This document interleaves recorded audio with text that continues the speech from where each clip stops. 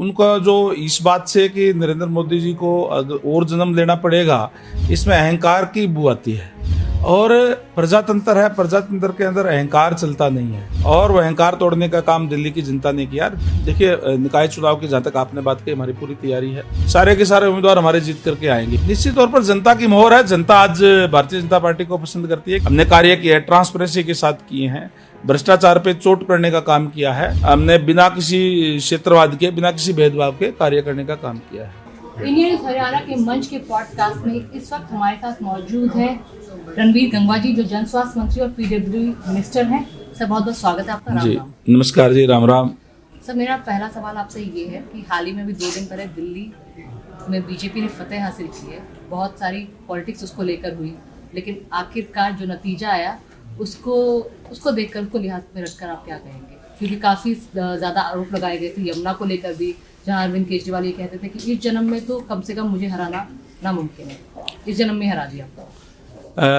देखिए आरती जी, मैं सबसे पहले तो धन्यवाद और बधाई देना चाहूँगा दिल्ली के मतदाताओं का कि जिन्होंने सही फैसला करके और डबल इंजन की सरकार बनाने का काम किया है, भारतीय जनता पार्टी पे विश्वास किया है, आदरणीय नरेंद्र भाई मोदी जी की नीतियों पे विश्वास रखने का काम किया है। जहाँ तक केजरीवाल जी की बात आपने कही कि उनका जो इस बात से कि नरेंद्र मोदी जी को और जन्म लेना पड़ेगा, इसमें अहंकार की बू आती है। और प्रजातंत्र है, प्रजातंत्र के अंदर अहंकार चलता नहीं है, और वह अहंकार तोड़ने का काम दिल्ली की जनता ने किया। जिस दिल्ली की जनता के साथ जो वो एक वायदा करके आए थे, जो उन्होंने, क्योंकि आम आदमी पार्टी का जो गठन है वो कांग्रेस के घपले और घोटाले के आंदोलन, उसके खिलाफ जो आंदोलन हुए, उस आंदोलन से ये जन्मी हुई पार्टी थी। और आज जिस तरीके से उसी रास्ते पे वो चल पड़े, आज केजरीवाल जी पे भी करप्शन के आरोप, उनके जो मंत्रिमंडल के सदस्य हैं उनके भी करप्शन के आरोप, शराब घोटाले के आरोप। और जो लोग यूं कहते थे कि हम कुछ अलग हटके करेंगे, दिल्ली की जनता ने सोचा कि ये लोग जो कह रहे हैं उससे कुछ अलग हटके के कुछ अच्छा करेंगे, लेकिन वो तो कांग्रेस के रास्ते पे चल करके और लोकसभा के चुनाव के अंदर उन्हीं से हाथ मिलाने का काम उन लोगों ने किया। और इसलिए दिल्ली की जनता ने उनको नकारने का काम किया। और उन्होंने जिस तरीके से आज जब से नरेंद्र भाई मोदी जी देश के प्रधानमंत्री बने हैं, देश का गौरव पूरे विश्व पटल पर बढ़ाने का काम किया है, उसी नीति, उनकी नीतियों पर मोहर लगाते हुए और भारतीय जनता पार्टी की सरकार बना करके डबल इंजन की सरकार दिल्ली के अंदर बनाई है। निश्चित तौर पर दिल्ली जो है वो देश की राजधानी है, ये केवल एक प्रदेश नहीं बल्कि मैं कहूँगा कि मिनी हिंदुस्तान है। और उन्होंने यहाँ पे भारतीय जनता पार्टी की सरकार ला करके बहुत ही अच्छा और दिल्ली को साफ सुंदर और जो वास्तव में जो राजधानी है जिस तरीके की होनी चाहिए वो अब जो है बनाने का काम किया है, इस बात पे मोहर लगाने का काम किया है। तो साफ सुंदर से आप हिसार एयरपोर्ट को लेकर काफी बस देख रहे हैं, बहुत ज्यादा चर्चाओं में, कब हमें मिलने वाला है हिसार एयरपोर्ट? देखिए, जल्दी ही एनओसी मिल चुकी है और जल्दी अब ये शुरू हो जाएगा। माननीय मुख्यमंत्री महोदय माननीय प्रधानमंत्री जी से टाइम लेंगे और जल्दी वो उद्घाटन करेंगे। और आपको दिखेगा कि हिसार से चंडीगढ़ भी, हिसार से अयोध्या भी, हिसार से और दूसरी शहरों के अंदर भी जल्दी जो वहाँ से हवाई उड़ान शुरू होगी। हमने सुना है कि 4 दिन तक ड्रिल भी हुई है, ट्रेनिंग वगैरह भी कुछ हुई है। हाँ बिल्कुल, वहाँ पे जो मिलिट्री के जो लड़ाकू विमान है उनकी जो रिहर्सल वहाँ हुई है और एक बहुत ही अच्छा लगा शहर के लोगों को वो हम देख करके। और जल्द ही हमें ये सौगात मिलेगी हिसार वासियों को, और इससे एक नए रोजगार के साधन भी जो है ना उपलब्ध होंगे।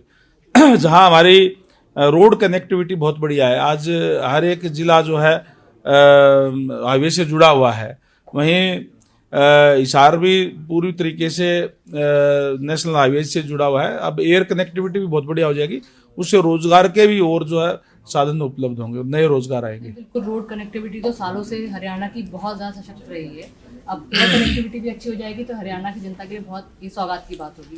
सर, महाकुंभ इस समय जारी है, महाकुंभ में को लेकर काफ़ी सवाल भी हुए, सरकार पर भी सवाल उठे, लेकिन इस बीच एक IIT बाबा अभय सिंह वायरल हुए जो झज्जर के हैं।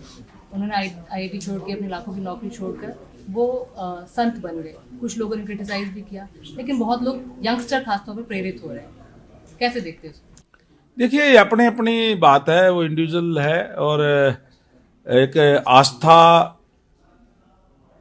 जब कहीं किसी में लग जाती है परमात्मा के अंदर, तो फिर वो जो है एक वैराग्य जैसे उत्पन्न हो जाता है। वो कहीं न कहीं उनके अंदर हुआ होगा, और वो अपनी परमात्मा के अंदर आस्था है उनके लीन हो गए, और उन्होंने देखिए, आदमी कहाँ संतुष्ट होता है, आदमी की शांति कहाँ मिलती है, ये उस पर निर्भर करती है।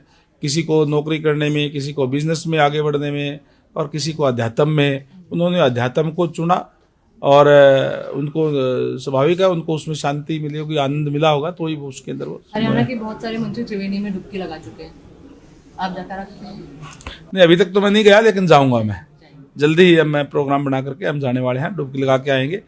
और बहुत ही ऐतिहासिक और हमारा आस्था का प्रतीक है कुंभ जो। और जो ये वाला जो कुंभ आया है तो 144 साल बाद में आया है, तो आगे तो कोई आने वाला नहीं है, तो इसमें तो जरूर डुबकी लगानी चाहिए, हम भी जाएंगे। और निकाय चुनाव को लेकर किस तरह की तैयारी है, और संक्षेप करना चाहूंगी इसको, हमारा बजट भी आने वाला है, उसको लेकर क्या, और क्योंकि नायब सिंह सैनी ने जो आम बजट जारी हुआ था उसके बाद पीसी करके कहा था कि हरियाणा को आत्मनिर्भर बनाने वाला बजट है, तो अब जो हरियाणा का बजट आने वाला है उसको देखते हुए क्या तैयारियां?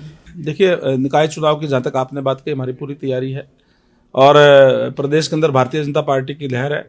निश्चित तौर पर ये सिंबल भी, हम ये चुनावी सिंबल पर लड़वाएंगे, और सारे के सारे उम्मीदवार हमारे जीत करके आएंगे, क्योंकि माहौल एक बना हुआ है पहले से ही प्रदेश के अंदर। और जहाँ तक बजट की बात आपने कही, बजट ही बहुत ही अच्छा, लोगों को राहत देने वाला, और प्रदेश को विकास की गति देने वाला जो है बजट आपके सामने जो आएगा।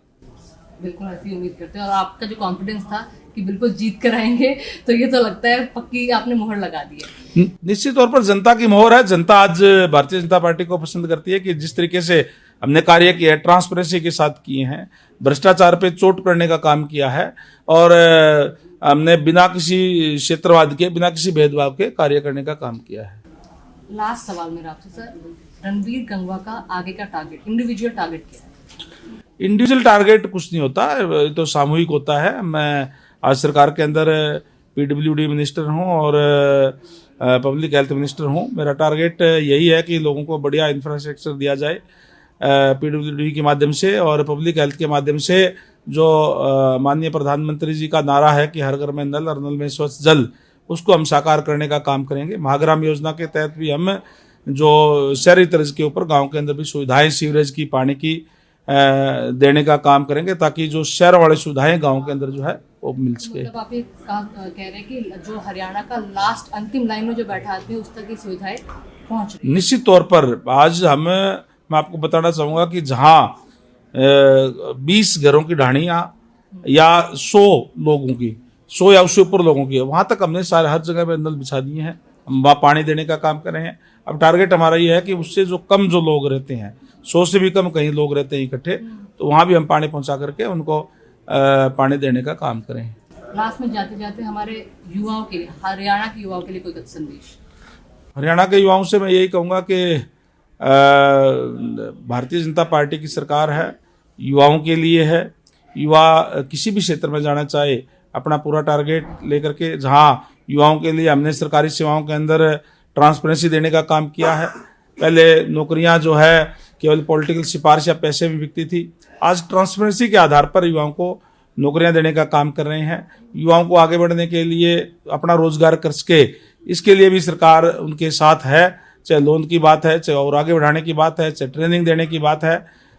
युवा इस प्रदेश को आगे ले जाने में अपनी अहम भूमिका जो है निभा सकता है। सर ने बहुत विभागीय हमारे सारे सवालों का जवाब दिया। थैंक यू, नमस्कार।